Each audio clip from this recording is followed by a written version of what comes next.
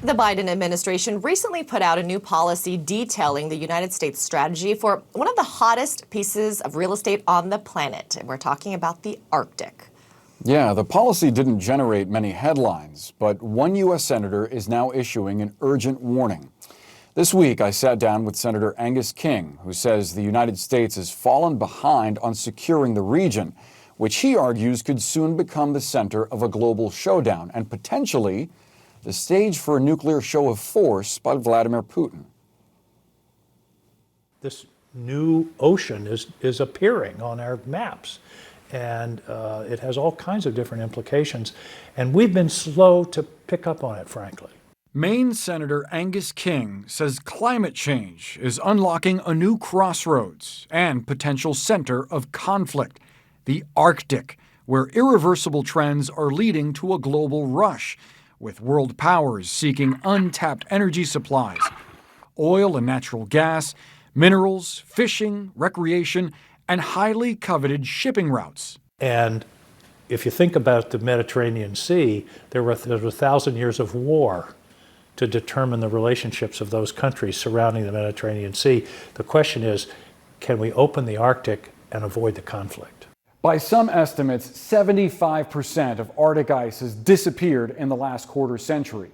In fact, some scientists believe we could see summers without any ice blocking the North Pole within the next dozen years. All that extra space means more shipping lanes and faster shipping times. We could see some shipping routes reduced by up to 15 days. That's a huge economic advantage.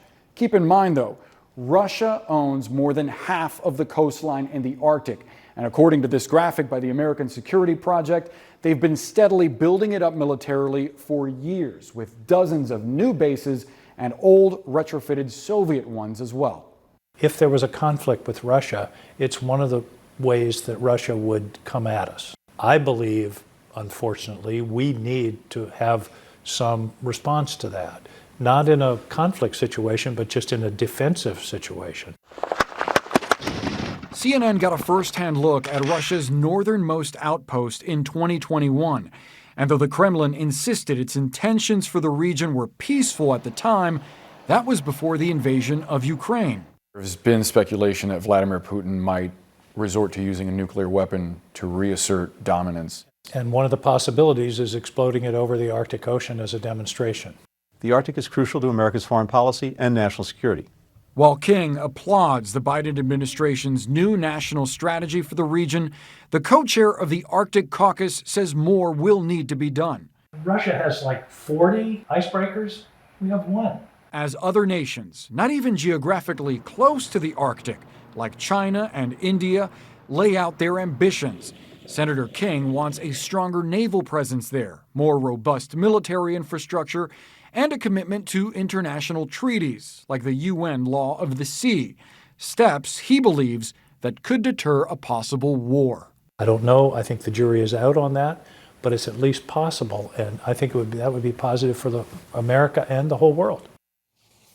We should note Senator King, who serves on the Senate Intelligence Committee, says there currently is no intelligence showing that a Russian nuclear demonstration in the Arctic is imminent, but he says it's one of many options that Vladimir Putin might soon pursue.